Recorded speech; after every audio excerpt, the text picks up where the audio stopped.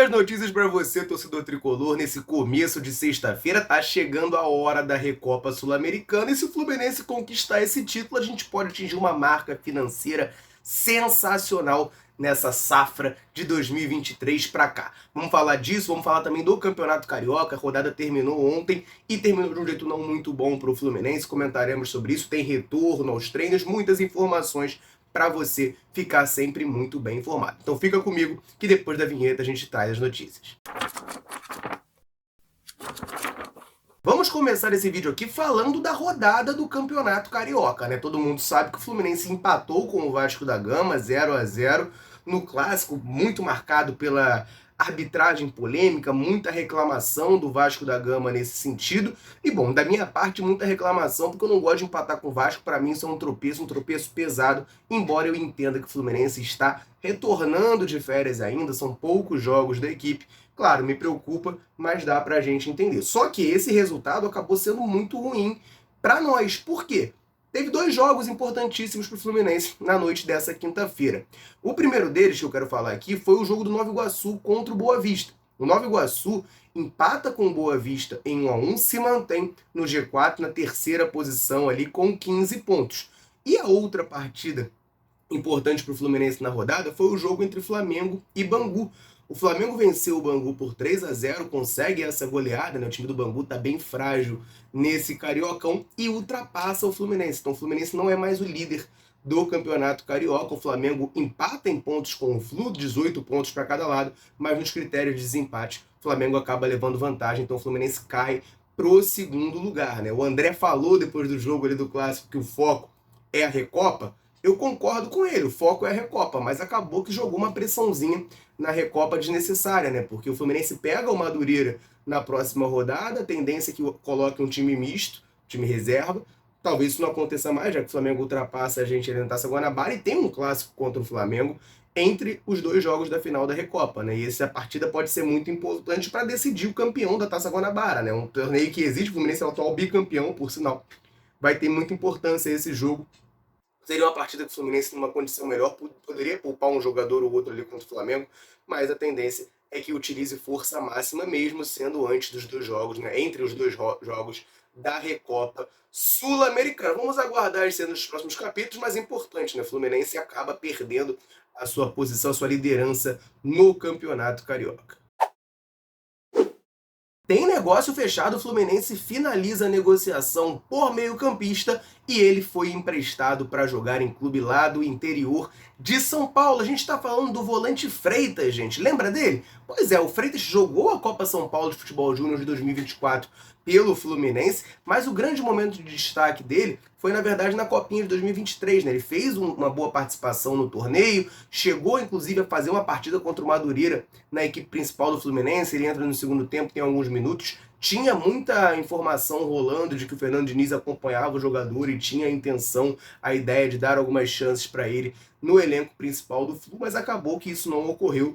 Na temporada 2024 ele não ficou com o grupo que não foi para a Copinha e jogou o comecinho ali do Carioca. Ele foi sim para a Copa São Paulo de Futebol Júnior, que foi o último torneio dele nas categorias de base do Flu, né? O Freitas estourou a idade dos 20 anos e por isso não pode mais atuar na base. Com isso, o Fluminense agora arruma um novo destino para o jogador, né? O jogador está sendo emprestado para o Grêmio Prudente, lá do interior de São Paulo. Ele já postou foto, né, com a camisa do seu novo clube. A gente deseja muita sorte para o Freitas, é um volante de mais força física ali, né? Joga um pouquinho mais como camisa 8, mas pode também fazer ali a camisa 5. Demonstrou esse potencial em 2023, acabou não ganhando essas chances no profissional do Fluminense, agora vai por empréstimo ao Grêmio Prudente, que tudo dê certo para ele por lá, e quem sabe, né, ele não volte mais pronto, mais rodado, com mais experiência, para ajudar o time do Fluminense e nos dar muitas alegrias, né? Boa sorte nessa nova jornada, Freitas. Tamo junto.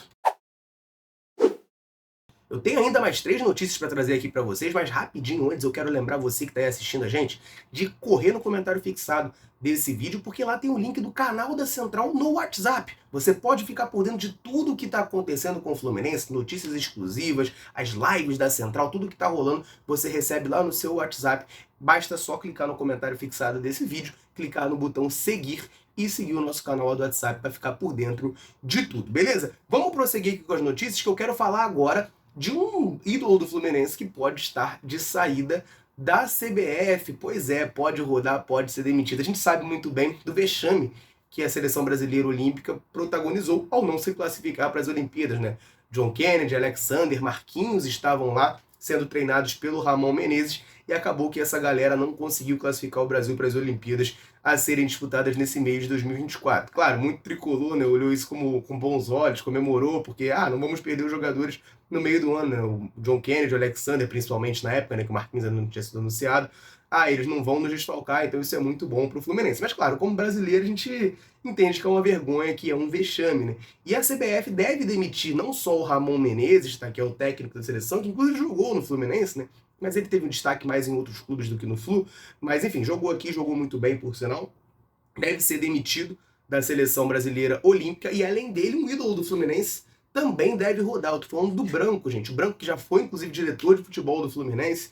Ídolo do clube, foi um grande lateral esquerdo aqui atrás de mim, né? Não sei se vocês conseguem ler, mas tem a escalação ali do time campeão de 84, o Branco jogou, né, naquele título, embora aqui na partida do título esteja marcado que o Branco ficou no banco. Mas enfim, eu não sei direito como é que foi o jogo decisivo mesmo.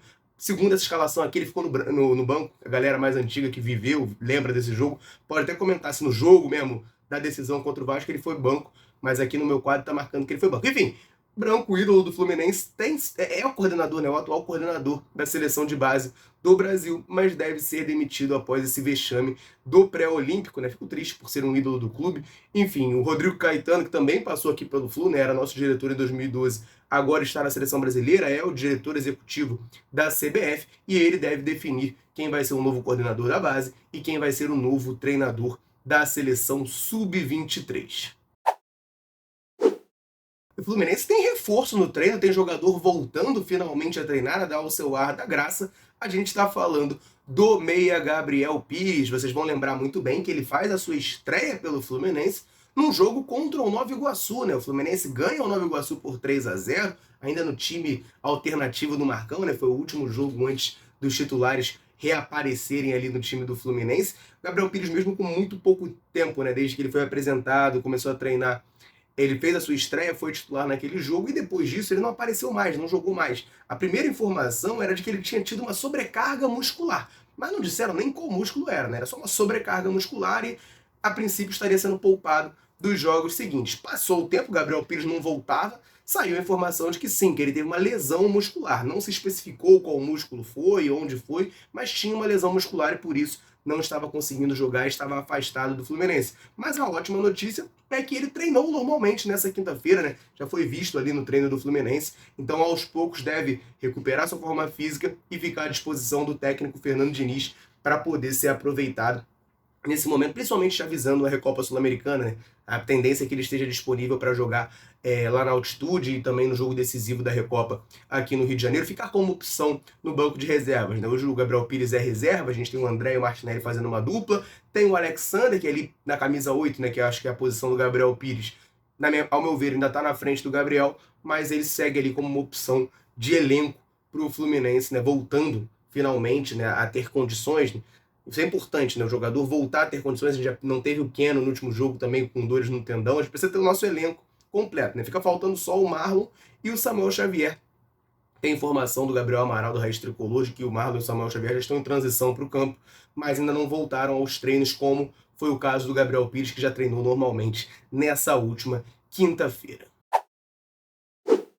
Antes das próximas duas notícias desse vídeo aqui, eu quero rapidinho dar uma moral pra galera que tá sempre ligada aqui na Central, sempre nos dando moral. Em todo vídeo eu convido você que tá aí nos assistindo a deixar um comentário aqui embaixo, nos contando o seu nome e de onde você nos assiste. A gente gosta muito de saber até onde nesse mundo gigantesco a Central Fluminense alcança.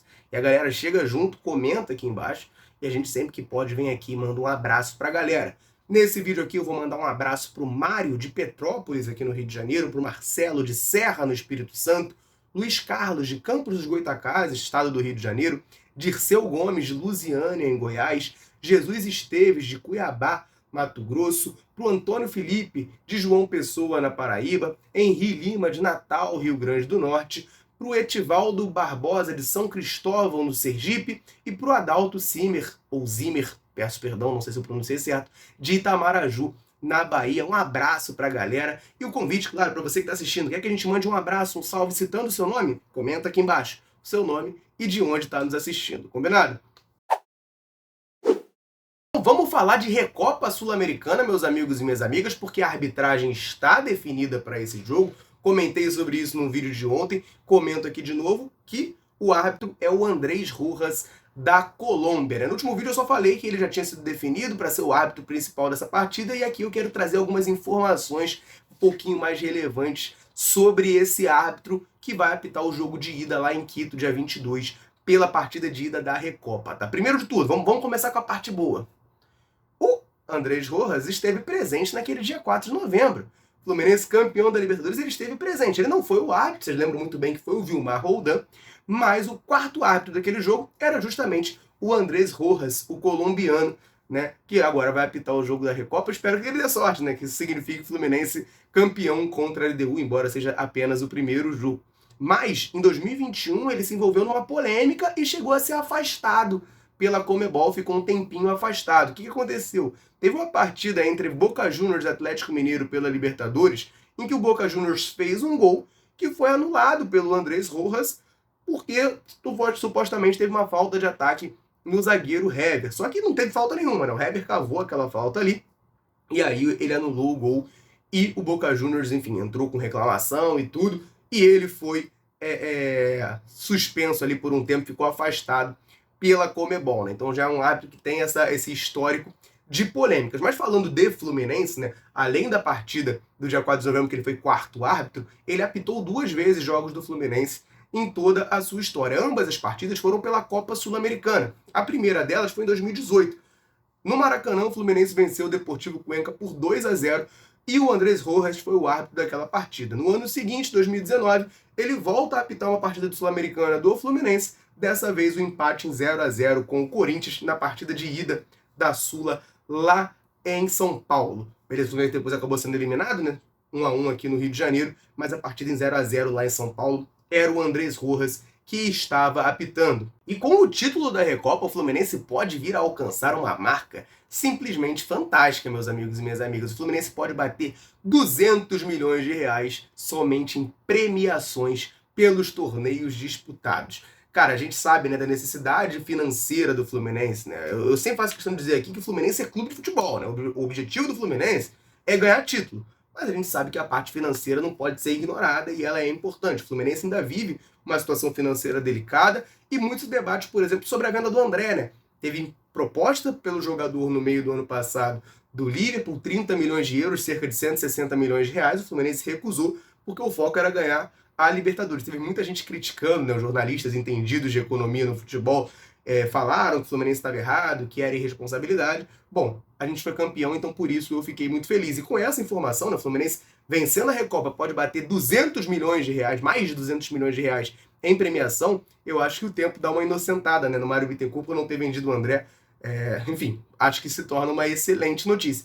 O levantamento está aqui, meus amigos e minhas amigas, e ó, o Fluminense pegou 5,4 milhões de reais por ter chegado às oitavas de final da Copa do Brasil em 2023. Né? Vale lembrar que a gente foi eliminado pelo Flamengo. Nossa, eu tinha até esquecido disso, né? A gente ganhou o título em cima deles e ainda ganhou a Libertadores. Eu realmente caguei para ter perdido a Copa do Brasil, embora no dia lá eu fiquei muito bravo, né?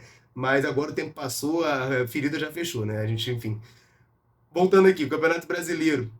A gente ficou em 7º lugar e ganhou 33,4 milhões de reais. Na Libertadores, com o título, né? Maravilha. A gente pegou 136 milhões de reais, ou seja, só a Libertadores já praticamente pagou a proposta do Liverpool pelo André. No Mundial de Clubes, a gente foi vice-campeão, pegamos 20 milhões de reais, né? Um valor expressivo para pensar que a gente jogou 2 jogos somente. E a Recopa, caso a gente seja campeão, a gente vai conquistar mais 8,95 milhões de reais. Ou seja, na soma disso tudo, o Fluminense chegaria ao valor de 203,7 milhões de reais. É muita grana, né? Só comprovando aquela tese, aquela teoria de que, cara, o que ajuda um clube a melhorar financeiramente é ter time bom, né? Quando o Fluminense tentava fazer aqueles cortes de gasto, ter time barato e tal, a gente não ganhava título, a torcida, ficava desanimada, ficava afastada, o número de sócios era lá embaixo, as premiações não chegavam, o Fluminense não ganhava nada de premiação porque não chegava longe. Enfim, acho que está bem claro qual é o modelo, né, que seria o ideal para o Fluminense seguir. É um Fluminense forte, vencedor dentro de campo, e aí financeiramente, fora de campo, a gente consegue também evoluir. Claro, com muita responsabilidade sempre. Então, Muito boa essa notícia, eu considero muito positiva. E claro, eu quero que você deixe um comentário aqui embaixo. E aí, valeu a pena então não vender o André para ganhar a Libertadores? Pra mim, valeu e muito! Eu vou ficando por aqui. Um abraço, saudações tricolores. Tamo junto!